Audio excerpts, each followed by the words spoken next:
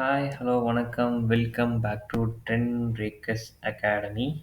So இன்றைக்கி வந்து பார்த்தீங்க அப்படின்னா, ஒரு மாரி மார்னிங் கொஞ்சம் நல்லா பாசிட்டிவா மூவ் ஆயிட்டு, அதுக்கடுத்து ஃபுல்லா சைட்வேஸ்ல வச்சு செய்ன்னு செஞ்சு எடுத்துட்டாப்புல நிஃப்டி. ஸோ ஒரு எக்ஸ்பைரி டேட் அன்னைக்கு எல்லாம் ஈவினிங் நல்லா பண்ணணும்னு நினச்சிருப்பாங்க. பாவம் செம்மையான சைட்வேஸ், கன்டினியூஸாக சைட்வேஸ் அந்த ரெசிஸ்டன்ட் கிட்டேயே. ஸோ நான் இன்னும் கொஞ்சம் இறங்கும்னு எதிர்பார்த்தேன். பட் இன்றைக்கி ஒரு பாசிட்டிவ் மூவ். ஸோ நாளைக்கு நான் வந்து ஒரு சின்ன செல்லிங் எக்ஸ்பெக்ட் பண்ணுறேன். ஏன்னா நாளைக்கு ஃப்ரைடே வேறு. ஸோ இதுக்கப்புறம் வந்து பார்த்தீங்க அப்படின்னா, இன்றைக்கும் வந்து ஃப்ளாட்டாக தான் நெகட்டிவ் ஆர் பாசிட்டிவ்ல தான் நாளைக்கும் ஓப்பன் ஆக போகுது. ஸோ அந்த 670 அப்படிங்கிறது தான் ரெசிஸ்டன்ட். அதை பிரேக் பண்ணால் தான் அடுத்த மொமெண்டம் பாசிட்டிவ் ஆகும். ஸோ இது சின்ன செல்லிங்காக வச்சுக்கலாம். இன்கேஸ் கீழே இறங்குது அப்படின்னா 23,400 இல்லை 370 வரைக்கும் இறங்கிட்டு திரும்ப ரெக்கவரி ஆகிறதுக்கும் சான்சஸ் இருக்குது. என்ன பிரச்சனை அப்படின்னா, இங்கே இறங்கியிருக்கு. ஸோ திரும்ப ஏறிட்டு திரும்ப இறங்கக்கூடாது. இறங்குச்சு அப்படின்னா ஒரு பேட்டர்ன் பிரேக் அவுட் ஆயிரும். ஸோ கண்டினியூஸாக ஃபால் ஆகிறதுக்கும் சான்சஸ் இருக்குது. ஸோ ஒரு கிரிட்டிக்கலான சிச்சுவேஷன் தான், பேட்டர்ன் ஃபார்மேஷனில் இருக்குது. ஸோ பார்க்கலாம் நிஃப்டி என்ன பண்ணுறாங்கன்னு.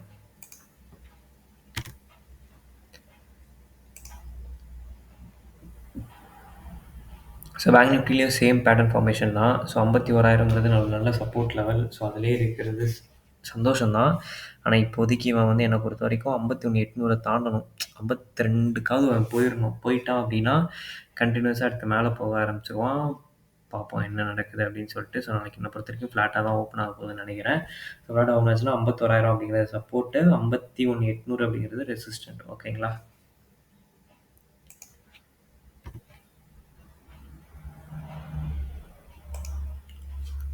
ஸோ ஐடியும் அந்த ரெக்கவரி ஆகி பொறுமையாக ரெக்கவரி ஆகுது. ஸோ ஆகட்டும், ஒன்றும் பிரச்சனை இல்லை.